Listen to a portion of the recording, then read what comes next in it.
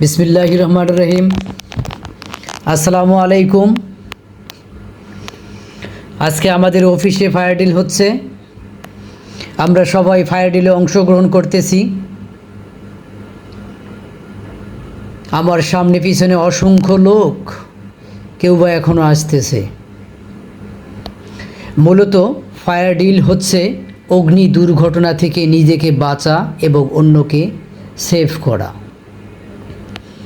বলা চলে এটা এক ধরনের প্রশিক্ষণ। আমি মনে করি যে কোনো দুর্ঘটনার হাত থেকে আপনাকে বাঁচাতে পারে আপনার সচেতনতা। কারণ আপনি অসচেতন হয়ে যদি কাজ করেন, যে কোনো দুর্ঘটনার শিকার হতে পারেন। সেটা অগ্নি দুর্ঘটনা হোক, রোড অ্যাক্সিডেন্ট হোক, আর পানিপথেই হোক, কোনো ফায়ার সার্ভিস আপনাকে বাঁচাতে পারবে না। সবাইকে কনসিস্ট অ্যাপারেলস লিমিটেডের পক্ষ থেকে আন্তরিকভাবে ধন্যবাদ। আনোয়ার হোসেন।